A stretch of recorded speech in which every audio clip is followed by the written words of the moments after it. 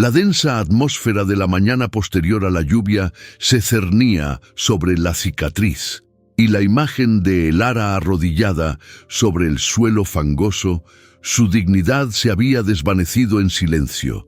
Sus manos, que antaño cuidaron un hogar modesto, ahora se hundían en la tierra como garras, buscando alguna raíz o esperanza donde solo había roca y arcilla seca. El abrigo de lana, gastado y pesado por un invierno que se resistía a marcharse, le pesaba sobre los hombros, encorvados no solo por el frío penetrante, sino también por el peso invisible de la reciente humillación. Era una escena de desolación campesina. La casa de madera, más una choza olvidada que un hogar, se inclinaba ligeramente, con sus ventanas como ojos vacíos que observaban la miseria de la joven viuda, y el polvo, incluso después de la lluvia, parecía levantarse del suelo, sofocando cualquier intento de respirar el aire de un nuevo comienzo. La injusticia olía a tierra húmeda y rancia, y la sentía en cada fibra de su cuerpo cansado, pero sus ojos penetrantes, aunque enrojecidos, prometían una venganza que el resto de su cuerpo aún no sabía cómo afrontar. La soledad era una compañera constante, más palpable que la carretilla oxidada que yacía junto a la casa, la única posesión que le quedaba además de su hijo. El viento seco de la región, proveniente de la inhóspita colina, se colaba por las grietas mal selladas, y su sonido, como un lamento agudo, intensificaba el tono dramático del paisaje. Una joven sola, sin recursos, arrojada a la parcela más infértil de la propiedad de su difunto esposo, una herencia robada bajo la apariencia de una división, por tíos movidos por la codicia y el orgullo masculino. La pobreza campesina de aquella posguerra, marcada por la ropa remendada y la ausencia de maquinaria moderna, era el escenario perfecto para el drama silencioso de Elara. Ella no era más que otra mancha vulnerable en la austera inmensidad de la granja, pero en su puño cerrado guardaba un trozo de cerámica quemada, un pequeño misterio que la tierra acababa de revelarle, sugiriendo que aquella tierra podría esconder algo más que simples rocas. Esta tierra, la cicatriz, era la prueba definitiva del desprecio de los hermanos Cicerón, un lugar que nadie quería, frío, siempre en sombra, incapaz de producir una cosecha digna. Sin embargo, al levantar la vista de aquella tierra ingrata, su mente, antes paralizada por la opresión, comenzó a germinar una semilla de propósito. Necesitaba justicia, necesitaba un hogar, necesitaba demostrar su valía, y lo único que tenía era aquella tierra inútil y el silencioso peso de su pequeño hijo, que la observaba desde la ventana. ¿Qué puede brotar de la tierra donde se ha sembrado la injusticia? Es un misterio, es el dolor lo que define el destino de Lara, y si estás dispuesto a vivir este viaje, a desenterrar los secretos y presenciar la reconstrucción de una vida, entonces este es el lugar para ti. El dolor era un muro, pero en la base de ese muro se definía el problema central de su vida: sobrevivir y transformar la maldición de la cicatriz en la única esperanza para su hijo. Antes de que la sombra de la viudez y la injusticia envolviera a Elara, su vida era un retrato de resignación forzada, con destellos de calidez familiar. Vivía en una casa pequeña pero decente con su difunto esposo, donde la rutina transcurría al ritmo pausado de la vida rural, marcada por el constante aroma a café fuerte y el familiar crepitar de la estufa de leña. Las mañanas las dedicaba a limpiar y cocinar, intentando mantener las apariencias de una vida respetable, a pesar de las deudas que le había dejado su marido, un hombre débil y sin ambiciones. Su principal vulnerabilidad siempre había sido la necesidad de complacer y la creencia de que la estabilidad provenía de la aceptación de los hombres de su familia. Sin embargo, El valor que la mantenía firme era su inquebrantable lealtad a su pequeño hijo, el niño que observaba el mundo a través del marco de la ventana, y el recuerdo de las manos callosas de su abuelo que le habían enseñado el valor silencioso de observar el ciclo de la tierra. Su pequeño hijo, Mario, de apenas 4 años, era el centro de su vida, un faro de luz en un universo de colores apagados. Su sencilla rutina consistía en ordenar su pequeño fardo de ropa remendada y recoger los huevos del gallinero. Pequeños gestos que Lara transformaba en lecciones de valentía y esfuerzo. Su relación con la familia de 1900. Su esposo, antes del duelo, era de fría cordialidad, sostenida por el respeto a la tradición, pero ya marcada por la distancia impuesta por los hermanos Cícero, los tíos que controlaban la hacienda y la vida familiar con una autoridad pesada e incuestionable. Lara se sentía como una hoja seca que podía ser barrida en cualquier momento, y esta fragilidad emocional era explotada por sus tíos, quienes la veían solo como una carga, una boca más que alimentar en tiempos difíciles, y no como la madre de su único heredero legítimo. Los hermanos Cicerón personificaban la prosperidad rural impuesta, hombres de abrigos gruesos y botas de cuero bien cuidadas, en marcado contraste con la discreta pobreza de Lara. Antonio Cicerón, el mayor, era la voz de la familia, con un orgullo que solo aceptaba su palabra como ley, mientras que Pedro Cicerón, el más frío, era el manipulador silencioso, el cerebro detrás de las intrigas financieras que aumentaban su riqueza a costa de los demás. Su comportamiento era de una frialdad calculadora. Visitaban a Lara con el pretexto de ofrecerle ayuda, pero sus ojos escudriñaban la casa y las pertenencias con la codicia apenas disimulada de quienes ya habían urdido un plan para apoderarse de todo. La idea de que una mujer administrara cualquier parcela de tierra productiva era, para ellos, un insulto al orden patriarcal que tanto apreciaban y mantenían por la fuerza. La manipulación de los tíos era sutil, pero constante. Comenzaron a insinuar que Lara sería incapaz de administrar la herencia, utilizando su reciente viudez y la presencia de su hijo pequeño como pretextos para asumir la tutela provisional de los bienes. El abogado rural, un hombre pálido de mirada escurridiza, ya estaba allí, preparando la trampa legal que sellaría el destino de la viuda. Hablaban en voz baja, con una falsa preocupación, pero Lara percibía el hedor acre de la mentira mezclado con el olor a heno viejo que emanaba de la ropa de los hombres. La atmósfera de inminente ruina era la de un animal acorralado, donde cada aparente gesto de caridad era, en realidad, un nudo en la garganta que la preparaba para aceptar la injusticia que se avecinaba. La escena previa a la caída estaba dominada por la vasta y fértil hacienda Cícero, donde los campos de trigo se extendían hasta el horizonte, una visión de riqueza que no hacía sino acentuar la pobreza de Lara. Sabía que la tierra era la única herencia verdadera, lo único que podía garantizar el futuro de Mario. Recordó a su abuelo, quien decía que la tierra era un ser vivo y que si la escuchabas, te daría lo que necesitabas. Este pensamiento la reconfortó, pero la voz seca de Antonio Cícero, hablando de decisiones prácticas e incapacidad femenina, resonó con más fuerza. Esta fragilidad de Lara, su incapacidad para enfrentarse a la autoridad, sería su perdición inicial, pero también el motor de su futura determinación. La preparación de la trampa alcanzó su punto álgido cuando los natíos, con la excusa de organizar papeles, se llevaron la única maleta antigua de madera del abuelo que contenía semillas y viejas notas que Lara guardaba por su valor sentimental. La devolvieron vacía, diciendo que la habían usado para guardar documentos importantes. Fue un pequeño hurto, pero un gran símbolo del saqueo.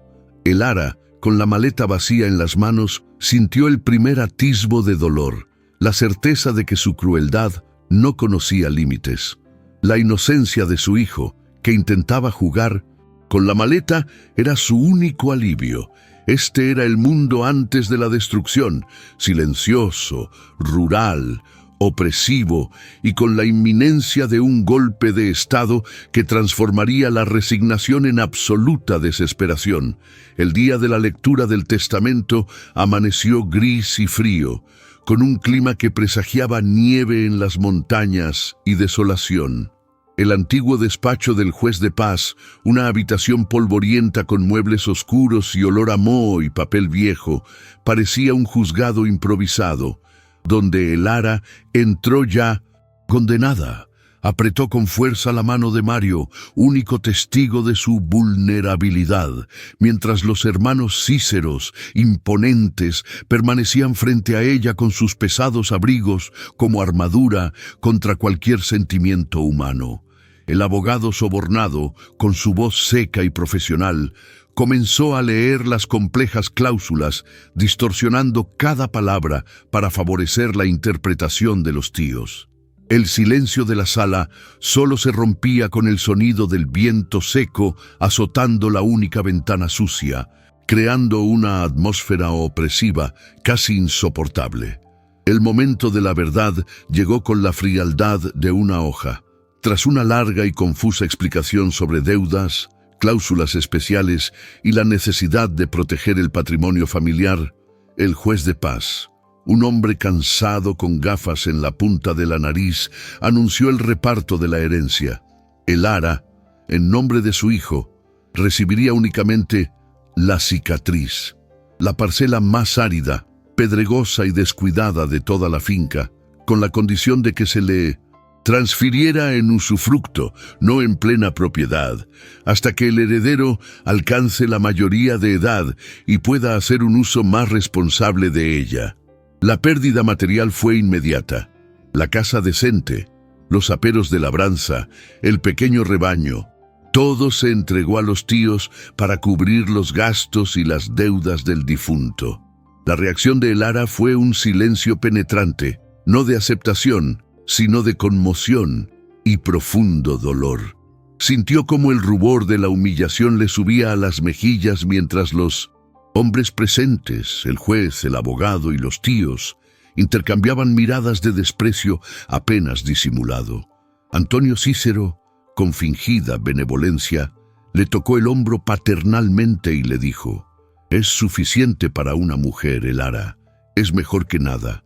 No podrías encargarte del resto». Aquellas palabras, cargadas de desprecio y misoginia, hirieron más que cualquier cuchillo, dejando al descubierto su fragilidad ante la autoridad masculina. Quedó reducida a un ser inútil, cuyos esfuerzos e inteligencia no tenían valor alguno en el orden de aquel mundo rural. El peor momento, el que marcó un punto de inflexión en su vida, no fue la lectura en sí, sino el instante preciso en que vio a su hijo, Mario, aferrado a su abrigo, sintiendo el miedo y la silenciosa confusión del niño que presentía la tragedia. Comprendió que la injusticia no solo era contra ella, sino contra el futuro de Mario. El dolor emocional se transformó en una rabia fría y controlada, una llama nacida en lo más profundo de su alma, prometiendo que esa herida jamás sería olvidada. No lloró, porque llorar les daría a sus tíos el placer de verla completamente entregada, pero la promesa de venganza se alojó allí, pesada y silenciosa como una piedra en el estómago. La escena se tornó humillante cuando la obligaron a firmar los papeles. La pluma le pesaba 1 tonelada en la mano. Pedro Cícero la observaba con una leve sonrisa, justificando la crueldad como el mantenimiento del orden. Podía oír el crujido de la silla del juez y el lejano sonido de una vieja camioneta que pasaba por el camino de tierra, un sonido que ahora representaba el mundo que le era negado. La firma era la formalización de su ruina, el sello legal que la condenaba a la extrema pobreza y a la ignominiosa lucha contra la tierra más ingrata de la región, una herida abierta en el paisaje. Salir de la oficina fue una procesión vergonzosa. Sus tíos, ansiosos por apoderarse de las posesiones más valiosas, ni siquiera le habían proporcionado transporte. Tuvo que caminar kilómetros por el camino de tierra, cargando a Mario en brazos cuando se cansaba y arrastrando la vieja carretilla que aún le quedaba. El viento seco levantaba nubes de polvo que se adherían a su ropa gastada, transformándola en una figura de miseria y abandono. Esta caminata en el frío penetrante, sintiendo las duras suelas de sus zapatos sobre los adoquines del camino, era la personificación de la traición, donde cada paso era un testimonio de su soledad e indefensión. Cuando por fin llegaron a La Cicatriz, la casa que le habían asignado era aún peor de lo que había imaginado. No una casa, sino una mansión inclinada, con madera podrida y un techo lleno de agujeros, que exudaba un fuerte olor a humedad y abandono. Al abrir la puerta, el crujido de la madera fue fuerte y agudo, una banda sonora de desesperación. El interior estaba vacío, frío, y lo único que quedaba era la gastada maleta de madera de su abuelo, que sus tíos habían devuelto vacía el día anterior a la firma. Era un acto de crueldad irreparable. La obligaron a entrar sintiendo el vacío y la inminente imposibilidad de mantener a su hijo. La humillación suprema fue ver pasar la vieja camioneta de sus tíos por el camino lejano, llevándose el resto de sus pertenencias. En ese instante supo que estaba completamente sola. Abrazó a Mario con fuerza, aspirando el aroma de la inocencia de su hijo, y juró en silencio hacer florecer esa tierra árida y pedregosa, solo para demostrar que la fuerza no reside en la codicia masculina ni en un documento firmado, sino en la resiliencia de quien lo pierde todo. La herida abierta por la injusticia se transformaba lentamente en un motor de supervivencia, una promesa silenciosa de justicia. Al caer la noche, con su frío penetrante y el silencio sepulcral del campo abandonado, el ara encendió la única lámpara de queroseno que había logrado rescatar. Su tenue luz bañó la habitación vacía con tono sepia, y ella se arrodilló, sintiendo la textura áspera y fría de la tierra compactada bajo sus rodillas. El contraste entre la fragilidad de su cuerpo y la inmensidad de la tarea que le esperaba, crear una vida de la nada en aquel entorno hostil y cruel, definía su nueva existencia. El dolor de la pérdida era palpable, pero la determinación, nacida de la humillación, era lo único que impedía que el frío se llevara también su alma. Los primeros días en La Cicatriz fueron un descenso al infierno de la pobreza y el trabajo físico extenuante. El ara se despertaba antes del amanecer. El frío penetrante de la aurora se colaba por las grietas de la casa y la primera tarea era la más dolorosa: intentar arar la tierra dura y reseca con el único arado manual que había encontrado tirado en el patio. Cada golpe de la herramienta oxidada contra el suelo era un grito silencioso de frustración. La arcilla seca y pedregosa se resistía como una pared, y sus manos, antes suaves, pronto se lastimaron y se cubrieron de ampollas que reventaban, dejando un rastro de dolor punzante que la acompañaba día y noche.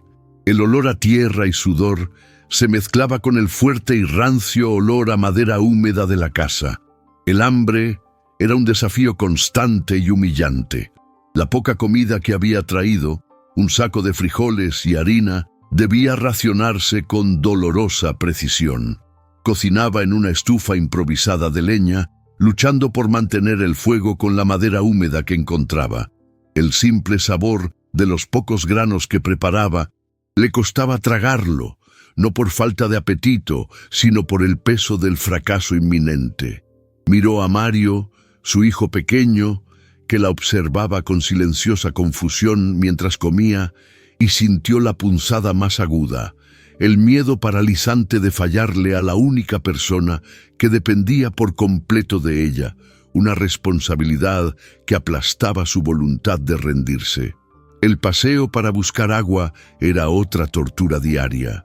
El pozo más cercano estaba a casi 1 kilómetro y el agua tenía que transportarse en pesados cubos sostenidos por una carretilla que crujía y gemía a cada paso en el camino de tierra lleno de baches. El viento seco levantaba polvo que se le pegaba a la cara y a la ropa gastada, y el silencio rural solo se rompía por el sonido monótono de sus pasos sobre la tierra apisonada y el crujido de la carreta. En esos largos caminos de tierra se sentía como la personificación de la insignificancia, una figura solitaria y vulnerable ante la austera inmensidad de la finca, ahora controlada por los hermanos Cicerón, quienes la despreciaban. Durante esos dolorosos paseos, la asaltaban destellos de memoria, conectando el dolor físico actual con la herida emocional de la injusticia. Se vio de nuevo en la polvorienta sala del juez de paz, sintiendo la mirada burlona de Antonio Cícero. Escena retrospectiva, su voz fría y calculadora. No podrías hacerte cargo del resto, Elara. Es suficiente para una sola mujer. El sonido de su firma sobre el papel selló su condena. Flashbacks fueron intensos y breves, inyectando una nueva oleada de ira contenida en su resolución. El dolor en sus manos y la sed en su garganta eran prueba de que la traición era real y debía ser castigada. Por la noche, el frío era un enemigo implacable. La casa, mal sellada, dejaba entrar el viento seco y helado, y Elara cubría a Mario con lo que quedaba de la gastada manta de lana, sintiendo la textura áspera de la única protección contra el invierno. Dormía poco, despertándose con cada crujido de la madera en la vieja casa, imaginando peligros externos, lobos a lo lejos, el ruido de viejas camionetas que podrían pertenecer a sus tíos inspeccionando la zona. El peso de cargar a Mario, su pequeño y vulnerable ser, aumentaba la tensión. Ella era la única barrera entre él y la crueldad del mundo, y esta responsabilidad era su fuerza y su maldición. La maleta de madera gastada, que sus tíos habían devuelto vacía, era el único objeto simbólico que quedaba. Elara la apretaba contra sí, sintiendo la aspereza de la madera con las yemas de sus dedos lastimados. Recordaba el olor a tabaco y tierra que emanaba de la maleta cuando pertenecía a su abuelo, un hombre solitario que le había enseñado el lenguaje silencioso de la tierra. La maleta, incluso vacía, era un ancla, un vínculo con la única persona que la había valorado. Su conflicto interno residía entre el deseo de rendirse ante la dureza de la tierra y el recuerdo persistente de las enseñanzas de su abuelo. La tierra solo miente a quienes la maltratan. Escúchala, Elara. El clan de los hermanos Cicerón, incluso desde lejos, ejercía su tiranía. De vez en cuando, viejas y ruidosas camionetas pasaban por el camino de tierra que bordeaba la propiedad, y aunque no se detenían, su sola presencia era un recordatorio constante de su vigilancia y poder. Elara se escondió tras el matorral seco, abrazando a Mario, sintiendo el terror y la impotencia. El ruido lejano de los viejos motores representaba el lujo de no tener transporte, la abismal diferencia entre su pobreza y la riqueza de ellos, sustentada en gran medida por lo que le habían robado. Esta tensión continua mantenía la herida abierta. El viaje fue un descenso, donde cada día traía una nueva dificultad física. El frío penetrante de las mañanas dio paso al calor seco y árido del mediodía, y el esfuerzo por atravesar la dura superficie de la cicatriz resultó agotador. Vestía ropas gastadas y remendadas, sintiendo la textura áspera de la tela contra su piel sudorosa. Sensación de insignificancia ante la inmensidad del paisaje era abrumadora. No era más que un minúsculo punto de esfuerzo inútil, rodeada de kilómetros de tierra que parecían burlarse de su intento. Pero la necesidad de proveer para Mario era una llama que la mantenía en pie. Una escena retrospectiva, la más larga, la alcanzó mientras intentaba arreglar una tabla suelta en la casa. Escena retrospectiva. A los 10 años, su abuelo la llevó al campo y con las manos en la tierra le dijo que los minerales raros eran como la sangre de la tierra y que no toda la tierra que parecía muerta lo estaba realmente, sino que solo dormía. Le mostró un mapa garabateado, diciéndole que la zona cercana a la sombra de la colina era especial. Ella negó con la cabeza, intentando apartar el recuerdo, pues le parecía una fantasía comparada con la cruda realidad de la arcilla y las rocas que ahora llenaban su campo de visión. La supervivencia la obligó a redescubrir habilidades olvidadas. Aprendió a cazar pájaros pequeños con trampas sencillas, a conservar el agua como si fuera oro líquido y a coser agujeros en su ropa con dolorosa precisión. El dolor físico era constante, pero el dolor emocional de la injusticia era lo que la impulsaba. Alternaba momentos de intenso dolor, como cuando veía a Mario llorar de hambre, con suspiros dramáticos, momentos en los que simplemente se detenía, cerraba los ojos y sentía el silencio del campo, buscando una fuerza que parecía no existir. La estética de la época, la pobreza campesina de la posguerra, se veía acentuada por el silencio opresivo. No había vecinos cerca, solo la inmensidad del campo. Podía oler el humo de las estufas lejanas, un recordatorio del mundo que la había rechazado. La vulnerabilidad era su estado permanente. Pasaba las noches en vela, escuchando el crujido de la vieja casa y los sonidos de algún animal salvaje a lo lejos, aferrándose a la maleta de madera como si fuera un arma contra el abandono. El conflicto interno de Lara era una lucha entre la resignación, aceptar la derrota y buscar trabajo como sirvienta en otra granja, y la promesa, hacer florecer la tierra y demostrar que sus tíos estaban equivocados moral y legalmente. Con cada amanecer, la promesa triunfaba. Usaba los restos de un trozo de tela para proteger sus manos heridas mientras intentaba cavar un pequeño bancal. Con cada piedrecita que quitaba, sentía que desenterraba un pedazo de su propia dignidad. Con cada día que pasaba de lucha inútil, el peso de la maleta de madera de su abuelo se hacía más evidente. La abría una y otra vez, buscando algo, lo que fuera, que sus tíos pudieran haber pasado por alto al vaciarla. La ausencia de cualquier documento valioso o semilla solo reforzaba su sensación de impotencia, pero la textura de la madera áspera bajo sus dedos le brindaba un consuelo táctil. La tensión se mantenía por el riesgo real de intervención de sus tíos.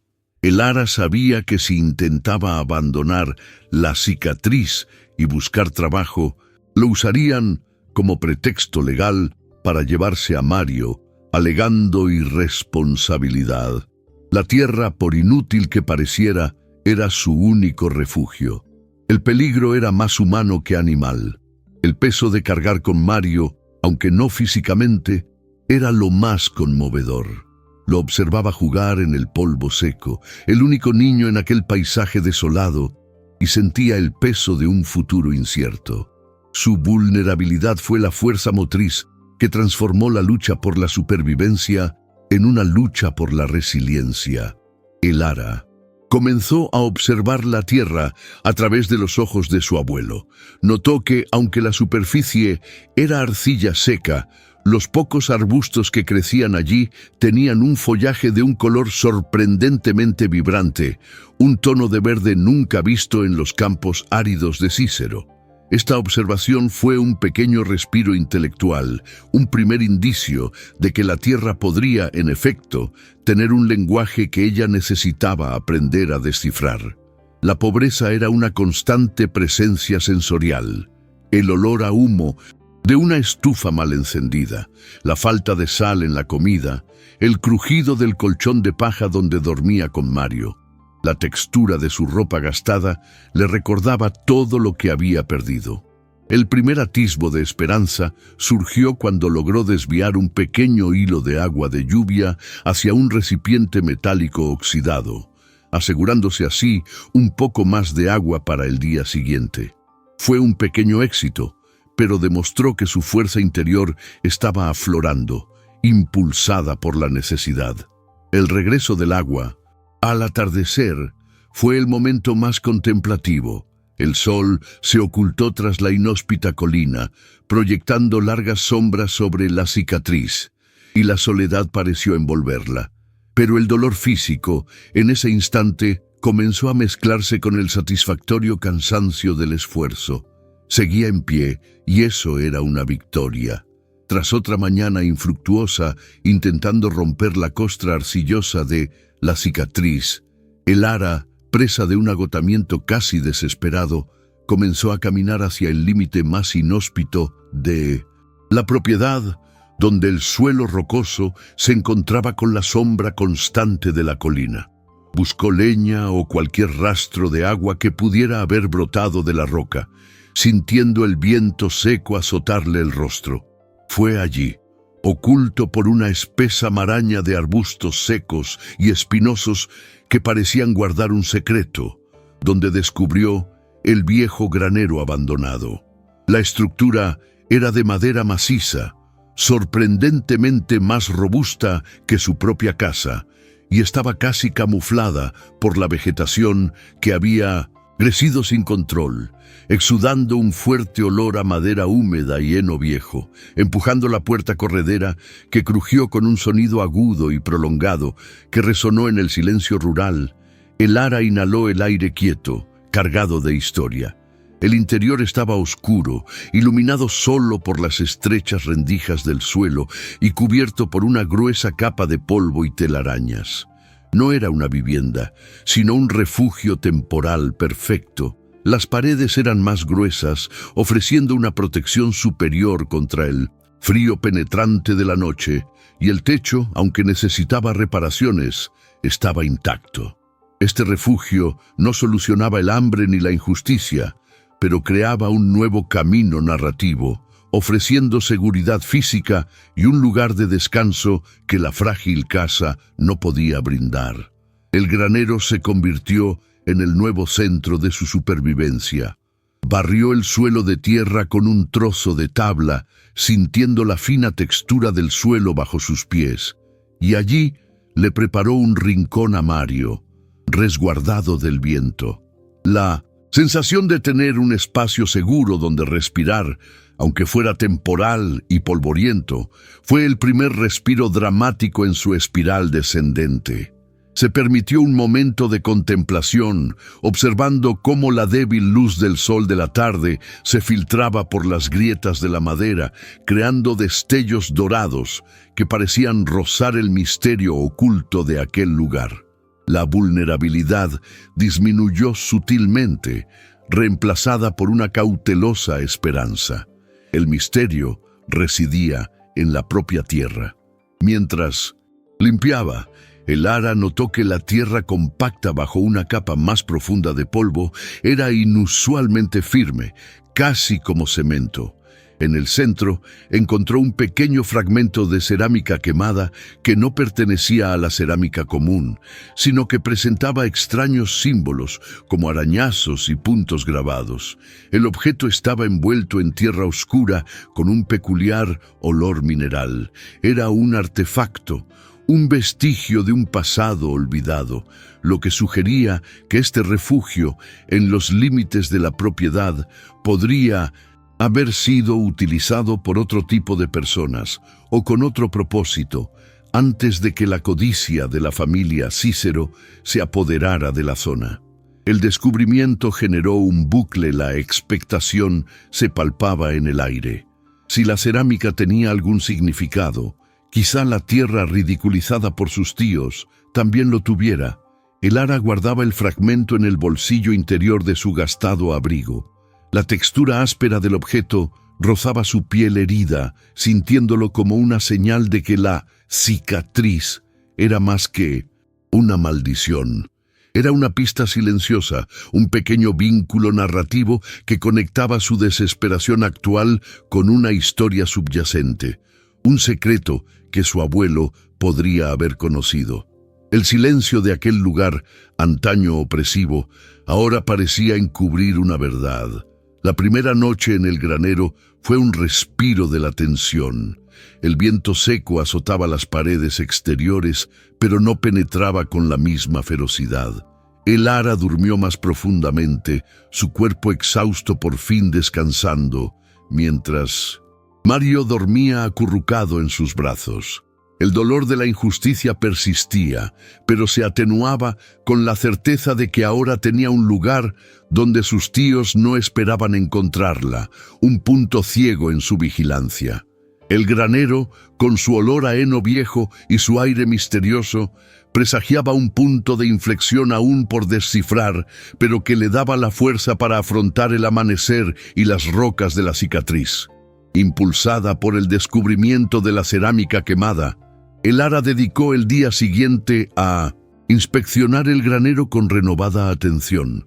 Notó algo extraño en la pared más antigua, cubierta de capas de suciedad y moho. Una sección de madera parecía haber sido restaurada apresuradamente y mal disimulada. Con el filo desafilado de un cuchillo de cocina que había rescatado, comenzó a raspar la suciedad, percibiendo el fuerte olor a humedad y madera podrida. El sutil, pero inconfundible, sonido de algo hueco tras la tabla le llenó de adrenalina.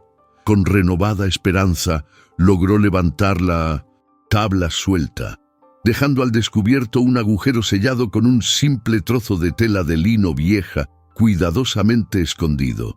Detrás de la tela, encontró el poderoso secreto que transformaría su comprensión de toda injusticia. La vieja maleta de madera de su abuelo, que sus tíos habían devuelto vacía, no estaba vacía para él. Dentro del agujero había un pequeño cuaderno de bitácora, desgastado por el uso, con la cubierta de cuero agrietada, escrito con la letra familiar y apretada de su abuelo, y un puñado de semillas secas sin identificar. El corazón de Lara dio un vuelco melancólico. Su abuelo lo había escondido allí, confiando en que algún día la persona indicada, ella, lo encontraría en aquel refugio olvidado. El aire del granero, antes en calma, parecía vibrar con la conexión emocional entre el pasado y el presente. Mientras hojeaba el diario con sus manos aún heridas, sintiendo la textura áspera del viejo papel, la revelación se desplegó ante ella. El abuelo de Elara, un geólogo aficionado con pasión por la botánica, había descubierto décadas atrás que el suelo de la cicatriz no era infértil, sino rico en un mineral raro, un tipo de hierro oxidado que, en lugar de matar, alteraba químicamente la composición de la tierra. Detalló que este singular fenómeno botánico absorbía los nutrientes de la superficie, debilitando los cultivos circundantes, como los de la familia Cícero, lo cual era el origen de la mala reputación de la tierra. Pero, crucialmente, había desarrollado un código de siembra para semillas específicas que prosperarían en ese entorno singular, transformando la maldición en potencial. El diario también contenía la confesión más dolorosa. Los hermanos Cicerón eran conscientes del potencial de la tierra. Su abuelo había intentado compartir con ellos su ciencia loca años atrás, pero sus tíos, movidos por el orgullo y la aversión a cualquier método que no fuera el cultivo tradicional de cereales, rechazaron la idea y obligaron a su abuelo a aislarse. Despreciaban el potencial de la cicatriz, considerándolo un riesgo innecesario, pero la conservaban en su poder por pura codicia, por si la teoría del anciano resultaba ser cierta. La revelación de que la humillación de Elara se basaba en una oportunidad disfrazada creó una bucle profundamente emotiva, vincula la lucha del abuelo con su destino. La reacción de Elara fue intensa, pero controlada por el tono melancólico de la narración. No lloró lágrimas de alegría, sino de dolor, resignado. La injusticia no era solo una traición, sino el robo de un secreto familiar que podría haber salvado la vida de su abuelo y evitado su sufrimiento. La pobreza campesina, la lucha ignominiosa, todo era consecuencia de una obstinación y una arrogancia moralmente reprobables. La maleta de madera que sus tíos habían tratado con desprecio contenía ahora el mapa de su redención. El secreto transformó la percepción de Elara. La cicatriz no era un cementerio, sino un campo a la espera de un código. La textura de las semillas desconocidas en su palma, el olor a papel de diario antiguo, todo la impulsaba. La vulnerabilidad no desapareció, sino que se transformó en un propósito. Debía descifrar los códigos de siembra de su abuelo y hacer florecer silenciosamente aquella tierra olvidada. La promesa de justicia futura ya no era solo venganza, sino la realización del sueño que su abuelo no pudo ver cumplido.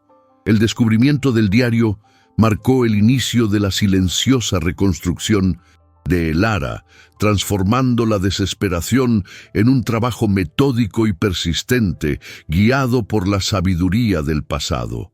El granero abandonado se convirtió en su centro de operaciones, donde, a la tenue luz de la lámpara de aceite, estudiaba los garabatos y códigos de siembra de su abuelo, sintiendo la textura del viejo papel bajo sus dedos.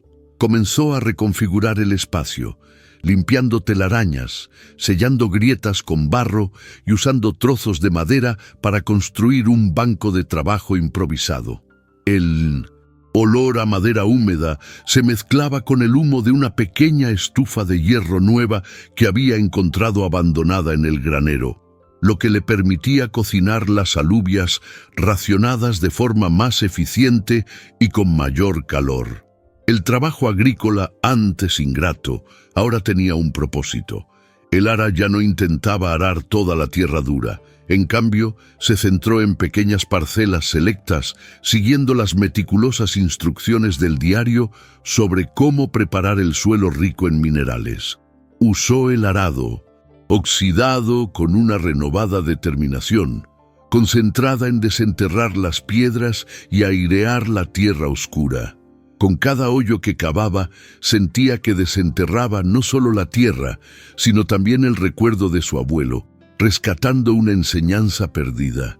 El cuidado de Mario también se convirtió en parte de esta reconstrucción. Ahora pasaba las mañanas en el granero, protegido del frío, observando a su madre trabajar, un testimonio silencioso de su perseverancia. El punto crucial de esta nueva fase fue plantar las semillas sin identificar, siguiendo las instrucciones secretas. Elara las plantó con la reverencia de quien maneja un tesoro, regándolas con el agua que tanto le había costado encontrar, pero que ahora se invertía en certeza, no en un intento desesperado. Los primeros indicios de verdadera esperanza aparecieron en menos de 2 semanas. Pequeños brotes emergieron de la tierra de la cicatriz, creciendo a un ritmo acelerado y mostrando un color verde vibrante, casi fluorescente, diferente a cualquier follaje que hubiera visto jamás en la región. Era la prueba física de la verdad de su abuelo, un pequeño milagro botánico que debía ocultar de miradas indiscretas. La perseverancia de Elara se manifestó en su lucha por mantener el riego de los brotes, su nueva prioridad. Se le ocurrió cavar una pequeña zanja que recogiera el agua de lluvia de los bordes del granero y la depositara en un viejo barril de madera que encontró cerca. El suave goteo del agua en el barril, un sonido prometedor en medio del silencio rural, era su nuevo himno de esperanza. Se fueron acumulando pequeños logros. La vieja casa, aunque aún frágil, estaba más limpia. Mario tenía más confianza y sonreía más. Y la visión de los brotes fuertes y sanos fue la confirmación de su naciente fortaleza interior. Sin embargo, persistía la dificultad de ocultar el crecimiento inesperado. El ara usaba ramas secas y heno viejo para camuflar los vibrantes macizos de flores, sobre todo cuando el lejano rugido de viejas camionetas indicaba que sus tíos pasaban por el camino de tierra. La necesidad de ocultar su éxito era un recordatorio constante de la injusticia y la amenaza que se cernían sobre ella. Necesitaba mantener la apariencia de fracaso hasta asegurar la cosecha, transformándose de víctima en estratega, aprendiendo a usar su propia humildad y el desdén de la familia Cícero como escudo. La nueva etapa era la encarnación de la dignidad que emanaba de la tierra. El ara miró sus manos, que ya no solo sentían el dolor de las heridas, sino también las callosidades del trabajo duro. El olor a tierra mojada y el humo de su estufa eran aromas de pertenencia. Había logrado que aquella tierra inhóspita la aceptara, rescatando el conocimiento de su abuelo. La melancolía no había desaparecido, pero ahora se filtraba a través de una determinación inquebrantable. La superviviente se estaba convirtiendo en dueña de su propia tierra, preparándose para el inevitable día en que la silenciosa fuerza de su trabajo se revelaría. La rápida floración de aquellas vibrantes plantas en la cicatriz era una bomba de tiempo sembrada en el corazón de la codicia de los hermanos Cícero. El ara sabía que la verdad sobre la tierra no podía ocultarse para siempre. Pronto, la cosecha que prometía ser abundante y única sería visible desde el camino de tierra, atrayendo la atención y la furia de sus tíos. La narración debía entonces sugerir el inevitable reencuentro. Una tarde, mientras colocaba el camuflaje de heno viejo sobre los plantones, vio la camioneta oscura de Antonio Cícero detenerse a una distancia considerable en el camino. Salió del vehículo, fumando en pipa, y miró la casa inclinada, exudando desprecio. El ara sintió un escalofrío de miedo, pero no parálisis, sabiendo que él solo esperaba su fracaso. La transformación de el ara, de superviviente a estratega, fue su preparación para la confrontación. Aún no estaba lista para el combate físico o legal, pero iba por buen camino. Sus días se dividían entre el meticuloso cuidado de las plantas y la catalogación de las notas de su abuelo, buscando cualquier prueba, cualquier rastro legal que pudiera invalidar la fraudulenta división de la tierra. Sabía que los hermanos Cicerón, al ver su éxito, intentarían recuperar la posesión por medios aún más sucios, quizá alegando que ella había robado las semillas de la granja principal. La maleta de madera de su abuelo, que ahora contenía el diario y las semillas secretas, era la prueba que estaba reuniendo con esmero para el momento oportuno, reforzando su sentido de justicia futura. El guión concluía con este presagio: la injusticia no se resolvería por casualidad, sino con determinación y el tiempo necesario para madurar. El ara contempló el horizonte, las fértiles tierras de sus tíos y luego los fuertes y singulares brotes que habían surgido de la cicatriz.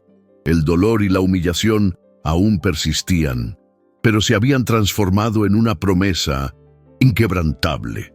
La inevitable confrontación tendría lugar en el momento en que se revelara públicamente la verdad sobre aquella tierra. Ella no se limitaba a cultivar plantas, sino que preparaba en silencio su propia redención y la ruina moral de quienes la habían despreciado. El verdadero clímax no residía en la confrontación que aún estaba por venir, sino en la consolidación de la recién descubierta fortaleza emocional de el ara, un momento de profunda introspección y aceptación de su camino. En una noche de luna llena, el frío penetrante parecía menos intenso. Estaba en el granero, observando cómo la luz plateada se posaba sobre los vibrantes brotes, y sintió una quietud que no había conocido desde que enviudó. El dolor de la injusticia, el frío del camino de tierra, la humillación de la polvorienta oficina, todo se fundió no en amargura, sino en una determinación cristalina. Comprendió que la fuerza no radicaba solo en las plantas que crecían, sino en ella misma, por haber tenido el valor de cavar en esa tierra dura y escuchar la voz silenciosa de su abuelo.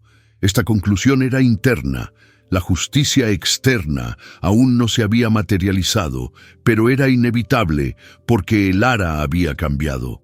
Tomó la maleta de madera, sintiendo la textura áspera de su superficie, y la abrazó contra su pecho.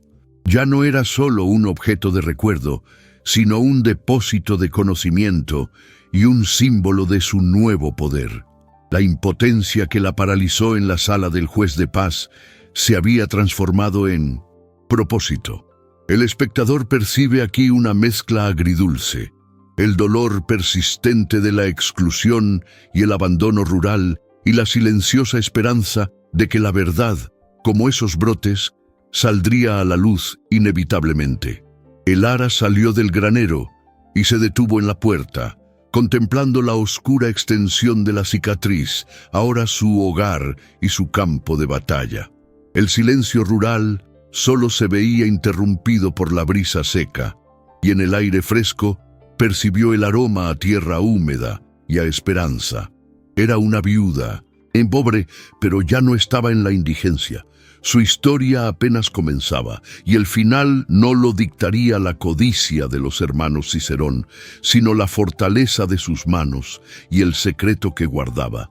Cerró la puerta del granero, segura de que la cosecha sería solo el comienzo de su venganza.